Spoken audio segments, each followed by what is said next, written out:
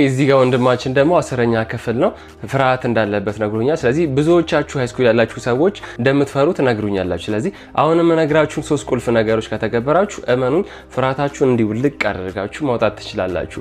ቪዲዮን ከመጀመሪ በፊት ግን አካውንቴን ፎሎ በማድረግ ጥሩ የሆነ ኮሚኒቲ ቢውልድ እናድርግ። ስለዚህ የመጀመሪያው መፍትሄ ምንድነው የሚሆነው? ያላችሁን ፖቴንሻል ማወቃችሁን መርሳት መቻል የለባችሁ። ማለት ምን ማለት ነው? ከትምህርት ቤት ኤጁኬሽን ጎን ለጎን ሁላችሁም ታለንት ይኖራችኋል አይደለ?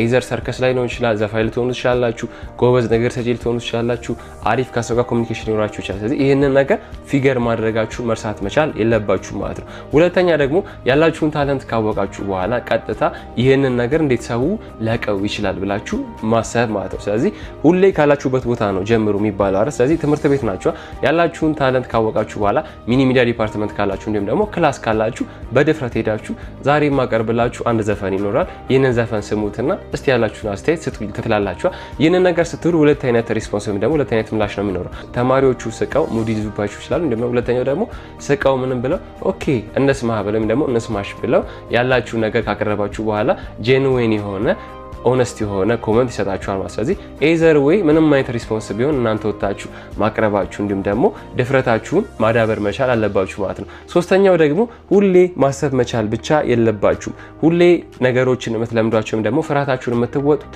በተግባር ነው። ስለዚህ የሚያስፈራ ነገር ምን ሊሆን ይችላል? በሰው ፊት ወጣት ፕሬዘንቴሽን ማቅረብ ሊሆን ይችላል አይደለ? ሁላችሁም ማለት ነው። ስለዚህ ይህንን ነገር በምድር የምትወጡት ቆንጆ የሆነ ፕሬዘንቴሽን ካዘጋጃችሁ በኋላ ልክ እናንተ ስትወጡ መድረክ ላይ ኢንጆይ አድርጋችሁ ሃይ እንዴት ናችሁ ሰላም ነው እንደዚህ ይባላል ማቀረብላችሁ አሁን እዚህ ላይ ነው። ጥያቄ ካላችሁ መጨረሻ ላይ መጠየቃችሁን አትርሱ ማለት ነው። ስለዚህ ኢንጆይ ማድረግ ፈኒ ማድረግ መጨረሻ ላይ ደግሞ ከጨረስከ በኋላም ደግሞ ከጨረስሽ በኋላ እንደማድረግ ኦኬ ካሁን ካቀረብኩት ነገር ያልገባችሁ ነገር አለ ብላችሁ መጠየቅ። እነሱ ባይጠይቋችሁ ራሱ እናንተ ኦኬ እሺ አሁን ያቀረብኩት ነገር ካገባችሁ ኦኬ እዛ ጋር የተቀመጥሽ ልጅ ወይም ደግሞ እዛ ጋር የተቀመጥከው ልጅ እዚህ ፓርት ላይ እንደዚህ ብያለሁ ስለዚህ ምንድነው ብላችሁ ማፋታት። ይሄ ምንን ይፈጥራል? ከኦዲየንስ ጋር ቆንጆ የሆነ ኢንቲሜት ኮኔክሽን ይፈጥራል። እንዲሁም ደግሞ አስተማሪያችሁ ታስደምሙታላችሁ። እንዲሁም ደግሞ በክላሳችሁ ላይ የማትረሱም ደግሞ አንፎርጌተብል ፐርሰን ትሆናላችሁ ማለት ነው። ስለዚህ የመጨረሻ የምነግርህ ቲፕ የሚሆነው ምንድነው?